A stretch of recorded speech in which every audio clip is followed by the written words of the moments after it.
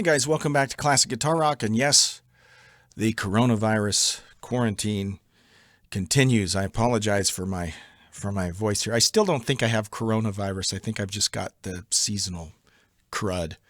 I guess I should find that out, huh? This recently just popped up in my feed here. Dennis DeYoung, in a new interview with the Rolling Stone, says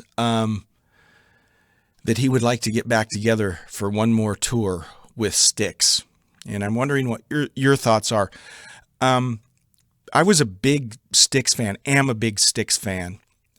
We all kind of know the history there. Dennis DeYoung was the driving force in Styx in the mid 70s through the early 80s. And you got to give the guy credit. I mean, around 80 and 81, they were one of the biggest bands in the world. I mean, Paradise Theater was a huge album.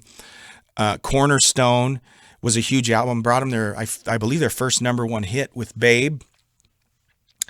And that's where a lot of the problems started, really, around that time frame. Babe, again, huge hit. Let's face it, guys, kind of a sappy ballad. Beautiful song, but kind of a departure from what Styx had been known for, being this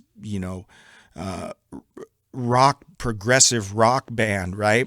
I mean, they were always very musical, and that was kind of one of the elements that Dennis DeYoung came in. He was always kind of schmaltzy and Broadway-ish, but fans were okay with that because they still rocked, and had great songs. I mean, all through the 70s, just some phenomenal stuff from Styx. Well, it started coming to a head. Babe was maybe the first chink in the armor, and then Paradise Theater, again, a huge album, but it was starting to get kind of sappy.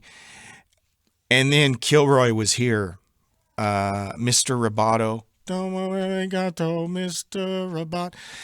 By then, I think that the band had kind of run its course.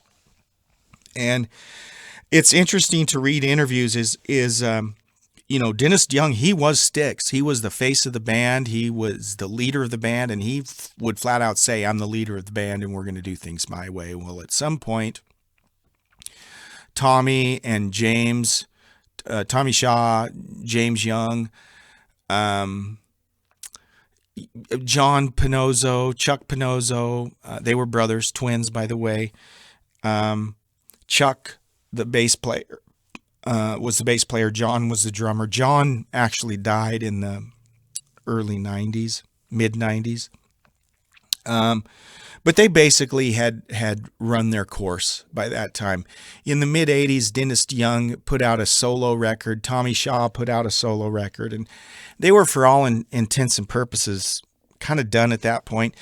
And in 1990, there was another album, Show Me the Way. Tommy Shaw was gone. I think James Young was involved with that. And they had some radio play with Show Me the Way. But they were, for all intents and purposes, they were done by that point. So in 95, they got together and did a tour.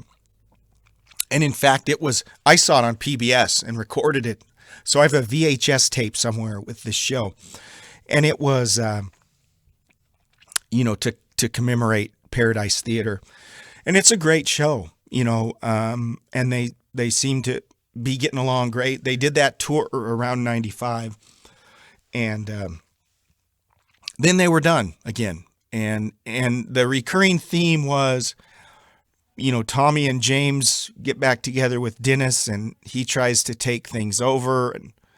And it seems like those two, Tommy and James, they just wanted to rock.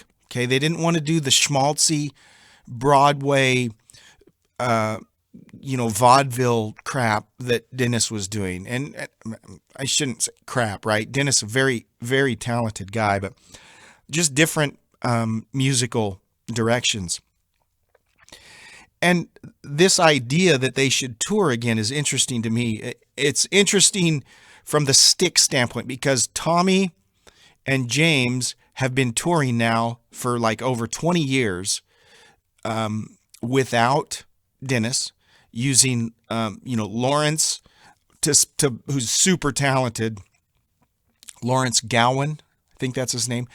They've brought in Ricky, can't think of his name, from the Babies, used to be in the Babies, brought him in to play bass. And then Chuck Pinozzo sometimes plays with the original bass player, will sometimes come in and play with them also. And then Ricky, is it Phillips? Ricky just moves over to play guitar. And of course on drums, and they've had him since 95, Todd Zuckerman, who's a phenomenal drummer, just an incredible drummer. They've got this great crack shot. Is that a word? Crack shot? Anyways, they've got this great touring band. And they've even put out some albums. And part of me is like, they don't need Dennis DeYoung. They don't need him. They sound just fine without him. I saw them way back in 2003. The same lineup, basically. They had Glenn Burtnick on bass instead of Ricky Phillips. But that's the only difference. Everyone else, same guy, same lineup as they have now. That is one of the best concerts I've ever seen. Do they need Dennis DeYoung? I don't think so. I mean, I think he's the only one that would benefit from doing this. He's off doing his own solo stuff also, and probably doing just fine.